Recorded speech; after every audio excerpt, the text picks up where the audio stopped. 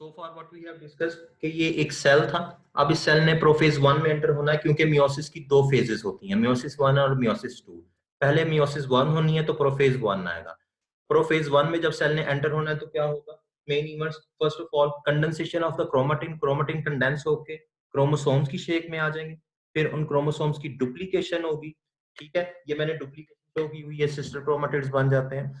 फिर वो जो होमोलोगस क्रोमोसोम है, होमोलोगस क्रोमोसोम वो क्रोमोसोम्स होते हैं जो साइज, शेप और जीन्स के लिहाज से एक जैसे होते हैं। ठीक है, एक पेरेंटल, एक पेरेंट से आया होता है, दूसरा दूसरे पेरेंट से आया होता है। ठीक है, अच्छा। फिर उसके बाद साइनेप्सिस होना है। What is synapsis? It is known as the longitudinal pairing of homologous chromosome. जब लॉन्गिट्यूडिनल पेयरिंग हो जाती है होमोलोगस क्रोमोसोम्स की, तो किस शेप में होते हैं? उन्हें हम कहते हैं बाइवेलेंट।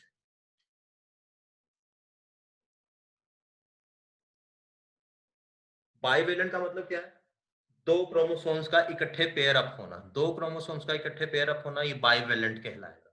इस शेप में, इस सूरत हाल में हम कहते हैं कि हर क्रोमोसोम के पास 4 क्रोमाटिड्स होते हैं। अब आप देखें, ये मैंने क्रोमोसोम बनाया, अब इसके पास 4 क्रोमाटिड्स हैं। 1 2 3 4, ये 4 क्रोमाटिड्स हैं इनके पास। तो इसको हम कहते हैं टेट्रा। आप लोगों ने मैथ में टेट्राहेड्रल शेप पढ़ा होगा, तो ये वहीं से वर्ड निकाला गया टेट्रॉड के, यानी इसकी 4 आर्म्स हैं, 4 बाजू हैं इसके क्रोमोसोम। ठीक है, तो उसे हम टेट्रॉड कहते हैं। अब यहां पर एक और इंपॉर्टेंट फिनोमेना होता है जिसको हम कहते हैं कियास्मेटा फॉर्मेशन।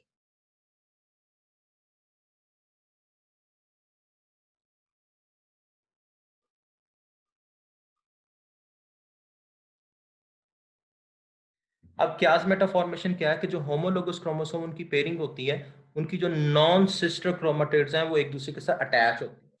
अब गौर से देखिएगा डायग्राम में,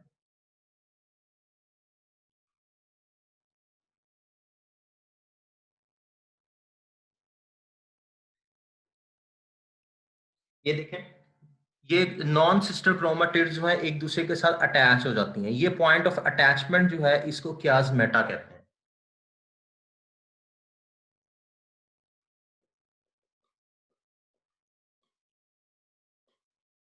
ठीक हो गया, ये कियास्मेटा फॉर्मेशन हो जाती है। ये क्यों होती है? इसकी वजह ये है कि यहाँ पर ये जो नॉन सिस्टर क्रोमेटिड्स हैं इनके पार्ट्स एक्सचेंज होने होते हैं। वो कैसे होते हैं कि इसका पार्ट यहाँ से ब्रेकअप होगा, ये यहाँ से पार्ट ब्रेकअप हुआ, और इसका पार्ट यहाँ से ब्रेक हुआ। एक क्रोमोसोम का पार्ट जो जो नॉन सिस्टर क्रोमेटिड्स हैं, एक क्रोमेटिड का पार्ट यहाँ से ब्रेक होगा और दूसरी का यहाँ से ब्रेकअप होगा उसका, और ये आपस में एक्सचेंज हो जाएंगे।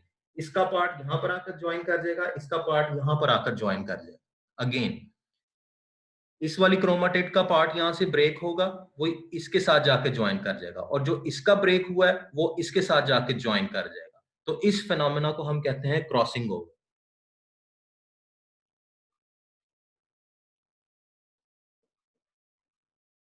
तो ये मियोसिस में क्रॉसिंग ओवर बहुत अहमियत की हामिल है। उसकी वजह ये है कि क्रॉसिंग ओवर की वजह से जेनेटिक वेरिएशन आती है। ठीक है, मैं यहाँ पे आपको लिख भी देता हूँ।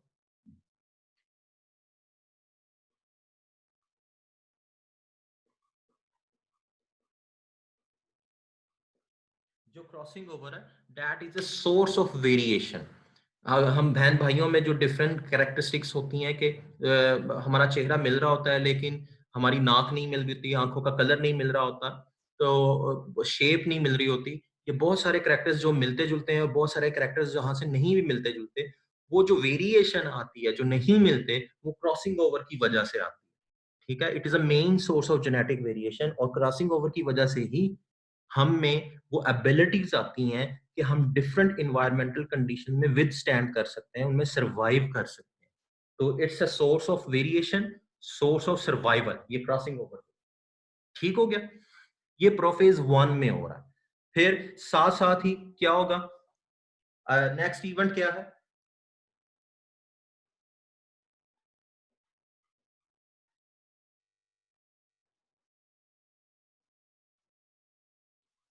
न्यूक्लियोलस जो है वो डिसअपियर हो जाएगा, और न्यूक्लियर इन्वेलप जो है वो डिसइंटीग्रेट कर जाएगी।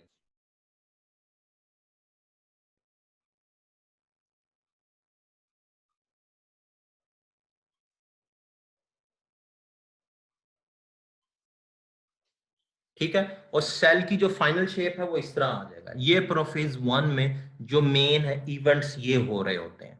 तो क्वेश्चन जो आ सकता होता है यहाँ पर, differentiate between the prophase of mitosis and prophase one of meiosis, ये क्वेश्चन आ सकता है आपको, लॉन्ग क्वेश्चन में आएगा। ठीक है, लॉन्ग क्वेश्चन यहाँ पे आप प्लीज ये नोट करें। लॉन्ग क्वेश्चन क्या बन सकता है यहाँ पर, what is the difference between the prophase of mitosis and the prophase one of meiosis, ये भी आ सकता है। फिर आगे जो है वो प्रोफेज टू भी आनी है, तो वो भी क्वेश्चन आ सकता है कि differentiate between the prophase of mitosis and prophase two of meiosis two, ये भी क्वेश्चन आ सकता है। आप इसे नोट डाउन कर लें, मैं आपको क्वेश्चन खुद भी सेंड कर दूंगा। ठीक हो गया, मैं यहाँ पे लिख देता हूँ आपको, क्वेश्चन लिख देता हूँ आपको।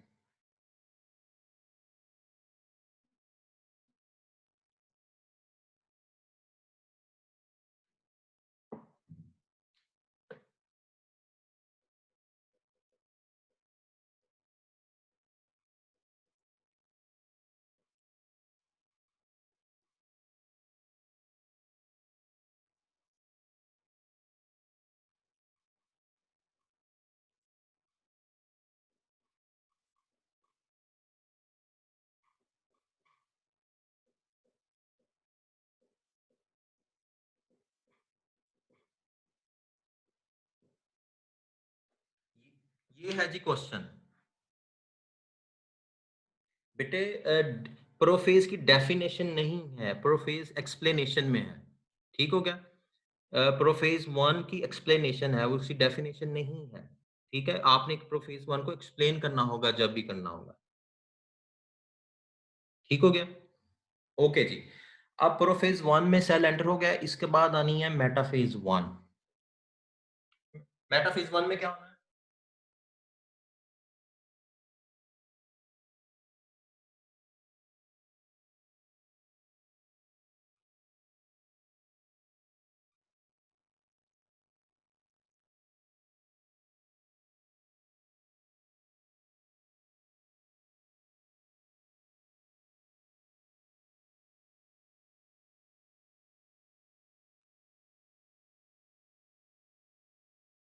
देखिए जी, मेटाफेज वन में ये होना है कि जो क्रोमोसोम्स हैं वो इक्वेटोरियल प्लेट पे अरेंज हो जाते हैं, सेल की इक्वेटोरियल प्लेट जो है।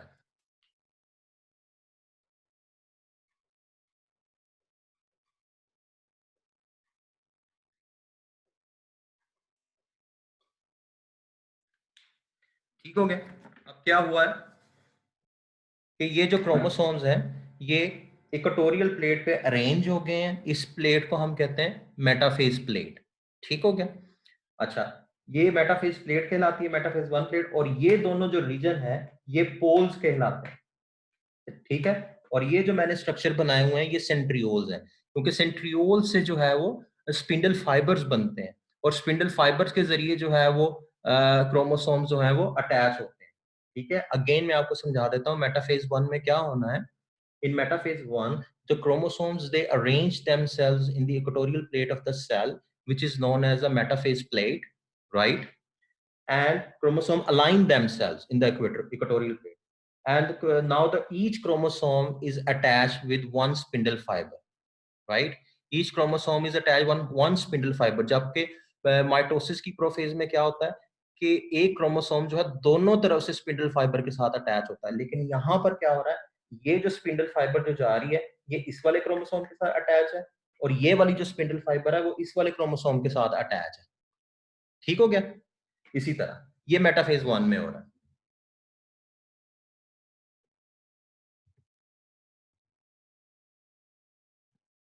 ओके जी, फिर इसके बाद सेल ने एंटर होना है मियोसिस, सॉरी एनाफेज वन में, मियोसिस।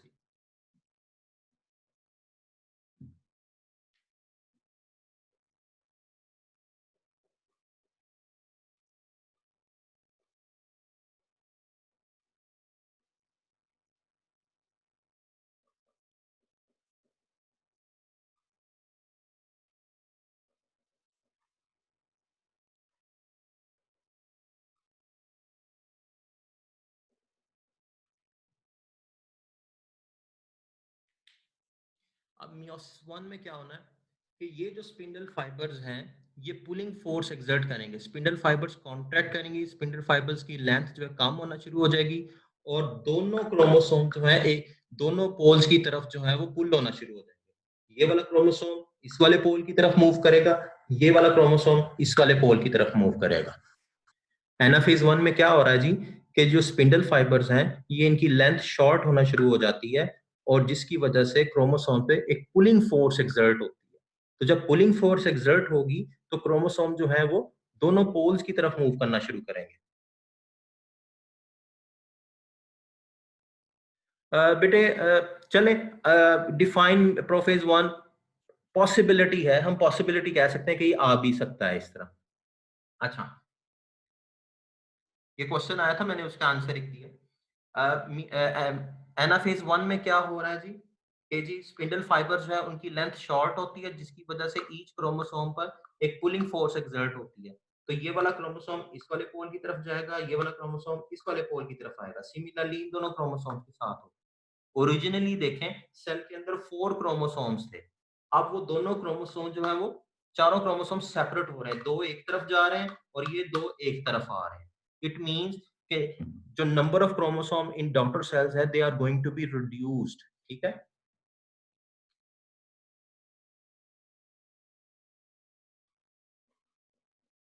इसके बाद टीलोफेज 1 स्टार्ट होनी है।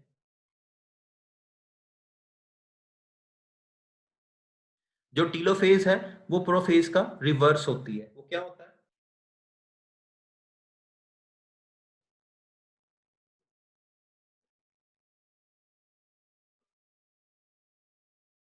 ये देखें, अब ये दोनों क्रोमोसोम एक पोल की तरफ जा चुके हैं, ये दोनों क्रोमोसोम दूसरे पोल की तरफ जा चुके हैं। अब इनके इर्द गिर्द जो है वो न्यूक्लियर इन्वेलप जो है वो बनना शुरू हो जाएगा।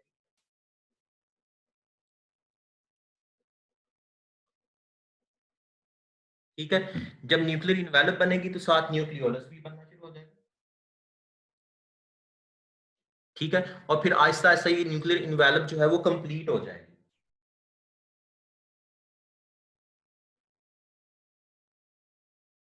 ठीक है, अब ये दो सेपरेट जो है वो न्यूक्लियाई बन चुके हैं। ठीक है, अब यहाँ पर कैरियोकाइनेसिस कंप्लीट हो चुकी है। Karyokinesis mean division of nuclei. ठीक है, यहाँ पे एक न्यूक्लियस था, अब यहाँ पे दो न्यूक्लियस बन चुके हैं। This process is known as karyokinesis. Karyokinesis के ये सारे प्रोसेसेस हैं। अब साइटोप्लाज्म की डिवीजन होनी है। साइटोप्लाज्म की डिवीजन को हम साइटोकाइनेसिस कहते हैं। एनिमल सेल्स में क्या होता है, हमने माइटोसिस में भी पढ़ा था।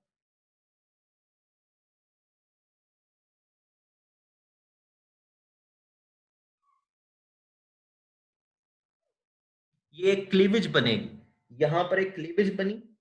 ये क्लीवेज जब बनना शुरू हो गई, ठीक है, तो साइटोप्लाज्म, अब ये दो डॉटर सेल्स बन गए। ठीक है, ये जो दोनों डॉटर सेल्स हैं, अब इनमें देखें, एक डॉटर सेल में दो क्रोमोसोम है, दूसरी डॉटर सेल में भी दो क्रोमोसोम है, लेकिन ओरिजिनली जो पेरेंट सेल था उसमें 4 क्रोमोसोम्स थे। तो इसका मतलब ये हुआ कि अब जो क्रोमोसोम का नंबर जो है वो हाफ हो गया है। इसलिए मियोसिस 1 को हम रिडक्शन फेज भी कहते हैं।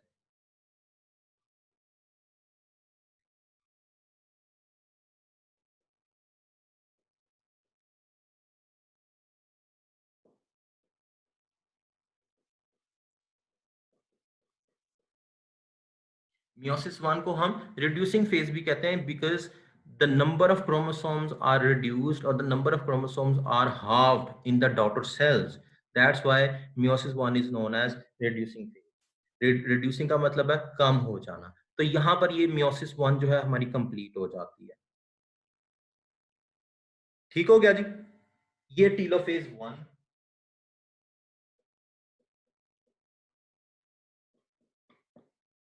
ठीक है, अब क्या होना है, अब इन दोनों सेल्स, ये जो दोनों डॉटर सेल्स बन गए हैं, अब इन्होंने क्या कहते हैं मियोसिस मियोसिस 2 में एंटर होना है।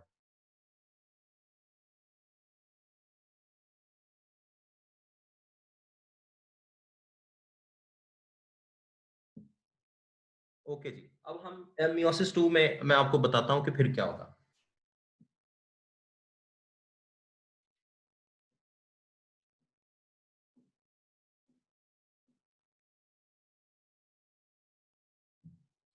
ये जो एक सेल है, ठीक है, अब इसने प्रोफेज 2 में एंटर होना है, ठीक है। जब ये दोनों डॉटर सेल्स बन जाते हैं तो आवाज आ रही है बेटे आप लोगों को?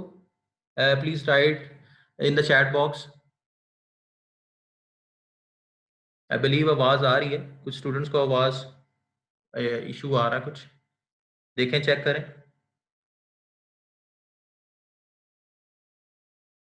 Okay okay okay, thank you so much, thank you so much.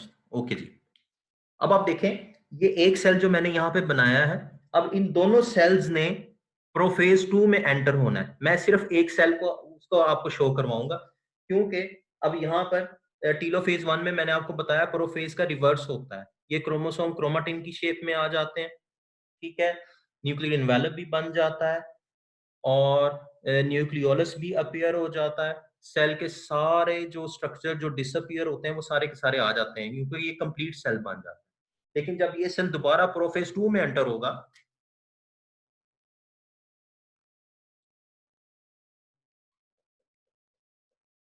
तो फिर वही काम होगा। क्या होगा जी, कि ये न्यूक्लियोलस डिसअपीयर हो जाएगा, न्यूक्लियर इन्वेलप जो है ये भी डिसअपीयर हो जाएगी, ठीक है, सेंट्रियोल्स बनेंगे, सेंट्रियोल डुप्लीकेट हो जाते हैं, ठीक है, और स्पिंडल फाइबर की फॉर्मेशन शुरू हो जाती है,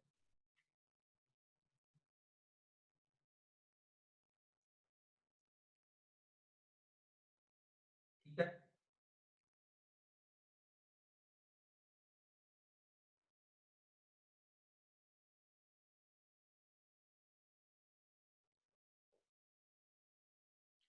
ये प्रोफेज 2 में हो जाएगा, ये दो क्रोमोसोम थे, ये दोनों क्रोमोसोम बन गए। अब अगेन वेयर इज प्रोफेज 2? बेटे प्रोफेज 2 वही इस सेल में हो रही है। ये जो टीलोफेज 1 के नतीजे में जो दो सेल्स बने, दोनों डॉटर सेल्स बने, अब उनमें प्रोफेज 2 स्टार्ट हो गई है, ठीक है।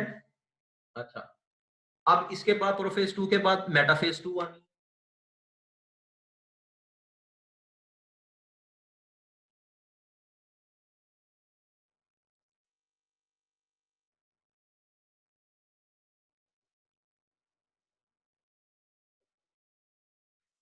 अब ये जो मेटाफेज 2 है ये एग्जैक्टली माइटोसिस की मेटाफेज 2 की तरह है, ठीक है।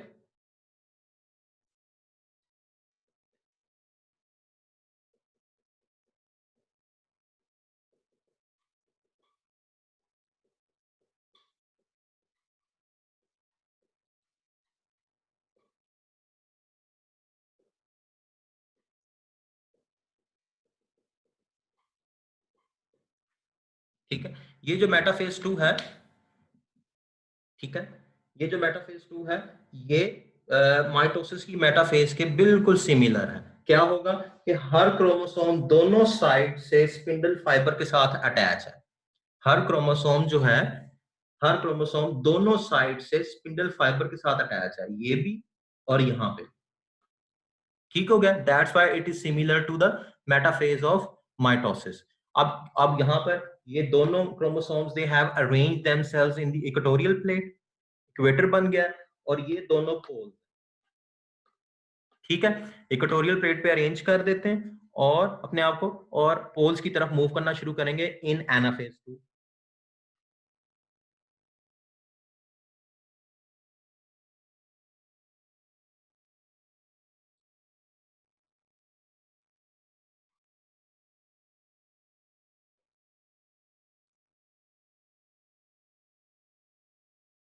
ये देखिए,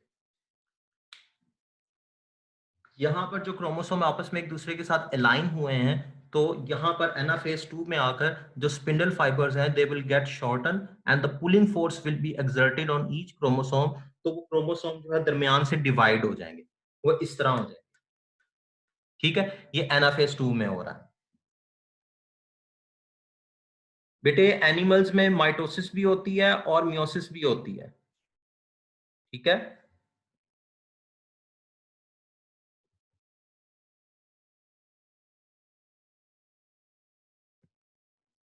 प्लांट्स में भी माइटोसिस होती है और एनिमल्स में भी माइटोसिस होती है, प्लांट्स में भी मियोसिस होती है और एनिमल्स में भी मियोसिस होती है, ठीक है।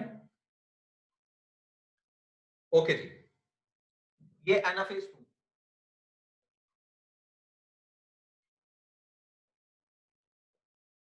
अब इसके बाद टीलोफेज आनी है।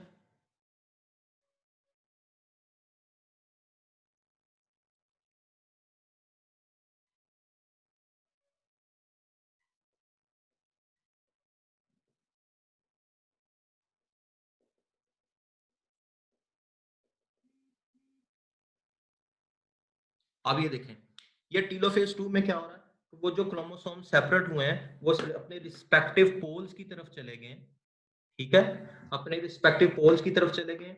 अब हर हर जो सेल है, हर न्यूक्लियस है, उसमें दो क्रोमोसोम्स है। इसका मतलब यहाँ पे जो टीलोफेज में, यह ये जो टीलोफेज है, इसमें जो सेल बने थे उनमें भी दो क्रोमोसोम्स हैं, और इनसे जो आगे फर्दर जो डॉटर न्यूक्लियाई बन रहे हैं उनमें भी टू टू क्रोमोसोम्स है, ठीक है। तो इस वजह से हम कहते हैं कि जो मियोसिस 2 होती है, जो मियोटिक 2 डिवीजन है, वो जो है वो माइटोसिस की तरह होती है, ठीक हो गया। अब यहाँ पर टीलोफेज 2 में भी न्यूक्लियर इन्वेलप बनना शुरू हो जाएगी, न्यूक्लियोलस अपीयर हो जाएगा, रीअपीयर हो जाएगा, और न्यूक्लियर इन्वेलप कंप्लीटली बन जाएगी, और क्रोमोसोम जो है वो क्रोमाटिन की फॉर्म में आ जाएगा। और फिर जो है, अब ये कैरियोकाइनेसिस हुई है, अब साइटोकाइनेसिस होनी है, अगेन इसी तरह जहां यहाँ पे साइटोकाइनेसिस हुई।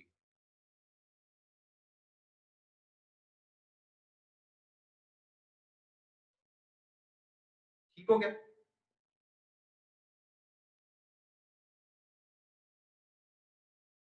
तो ये जो टीलोफेज 1 के दौरान जो डॉटर सेल बना, उस एक डॉटर सेल से मजीद दो डॉटर सेल्स बनी है, लेकिन उनमें क्रोमोसोम का नंबर हाफ ही है, ठीक है। अब ये जो सेल है, ये भी it will also undergoes the same procedure, same events, ये सेल भी सेम इवेंट से गुजरेगा, तो इससे भी दो सेल्स बन जाएंगे,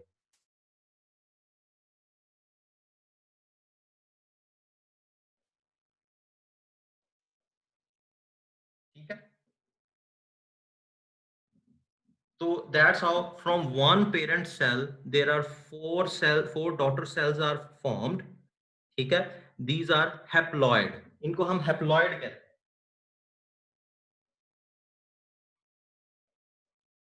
इनको हम haploid क्यों कहते हैं, उसकी वजह ये है कि पेरेंट सेल में क्रोमोसोम नंबर अगर 4 थे, तो अब यहाँ पर क्रोमोसोम नंबर 2 हो गए, ठीक है। So the chromosome number have become halved in the daughter cells, ठीक है। दैट्स व्हाई मियोसिस में जो haploid cells are formed, haploid chromosome cells are form, ठीक है। इसको हम मियोटिक 2 कहते हैं। यहाँ पर मियोसिस जो है हमारा उसका इख्तिताम होता है। अगर हम सिग्निफिकेंस की बात करें, तो मियोसिस की सिग्निफिकेंस ये है कि इसकी वजह से जेनेटिक वेरिएशन आती है। जेनेटिक वेरिएशन जो है वो बहुत इंपॉर्टेंट है सर्वाइवल के लिए, जिंदा रहने के लिए, ठीक है, डिफरेंट इन्वायरमेंटल कंडीशन को विदस्टैंड करने के लिए, ठीक है। और फिर यही जो जेनेटिक वेरिएशन है, ये मियोसिस जो है, इसकी वजह से जो नेक्स्ट जनरेशन है उसमें क्रोमोसोम का नंबर जो है वो मेंटेन्ड रहता है। प्लांट्स के अंदर ऑल्टरनेशन ऑफ जनरेशन होती है, कि पहले एक जनरेशन आती है फिर दूसरी जनरेशन। वो जो डबल जनरेशन होती है, एक स्पोरोफाइट होती है, एक गैमीटोफाइट होती है, ठीक है। जो स्पोरोफाइट है वो डिप्लॉयड होती है, और जो गैमीटोफाइट है वो हैप्लॉयड होती है। जो डिप्लॉयड स्पोरोफाइट जनरेशन है उसकी वजह वो मियोसिस के जरिए स्पोर्स प्रोड्यूस करती है, तो हैप्लॉयड गैमीटोफाइट बनते हैं। फिर गैमीटोफाइट जब रिप्रोड्यूस करेगी तो माइटोसिस के जरिए करेगी, वहां पर गैमीट्स बनेंगे। जब गैमीट्स आपस में यूनाइट करेंगे, तो उसकी वजह से जो जाइगोट बनेगा वो अगेन स्पोरोफाइट बन जाएगा। तो ह्यूमंस में भी इस तरह होता है कि मियोसिस के जरिए जो है रिप्रोडक्टिव सेल्स वो हैप्लॉयड बनते हैं। जब वो हैप्लॉयड रिप्रोडक्टिव सेल्स जो हैं आपस में यूनाइट करते हैं, तो जाइगोट बनता है, जिसकी वजह से क्रोमोसोम नंबर जो है मेंटेन हो जाता है, ठीक हो गया। ये इसकी इंपॉर्टेंस में आ रहा है, सिग्निफिकेंस में आ रहा है।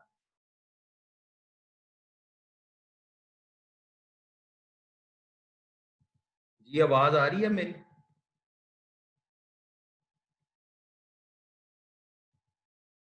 ओके बेटे, स्क्रीन क्लियर है? ओके। अब एक चीज जो जिस तरह हमने माइटोसिस में एरर्स पढ़े थे, मियोसिस में भी एरर्स आ सकते हैं। वो एरर्स क्या हो सकते हैं कि यहाँ पर जो मैंने यहाँ पे बताया, ये क्रोमोसोम हो सकता है सेपरेट ना हो सके। जब क्रोमोसोम जब प्रॉपरली सेपरेट होते हैं एक दूसरे से, इस फिनोमेना को हम कहते हैं डिसजंक्शन, डिसजंक्शन एक दूसरे से सेपरेट हो जाना। लेकिन जब वो एक दूसरे से सेपरेट नहीं हो पाते तो इस फिनोमेना को हम नॉन डिसजंक्शन कहते हैं और उसकी वजह से डिफरेंट अबनॉर्मेलिटीज आ जाती हैं। ठीक है, बच्चे जो है अबनॉर्मल पैदा होते हैं, प्लांट्स अबनॉर्मल पैदा होते हैं। ठीक हो क्या? ये इसकी जो है मियोसिस के एरर्स हैं। मैं ये मीटिंग जो है इंशाल्लाह इसकी रिकॉर्डिंग भी आप लोगों को सेंड कर दूंगा। ये मियोसिस बेटे आप लोगों ने अच्छी तरह रीडिंग करनी है, इसको अच्छी तरह अंडरस्टैंड करना है डायग्रामेटिकली। डायग्रामेटिकली ही मैंने आपको समझाने की कोशिश की है। ठीक है?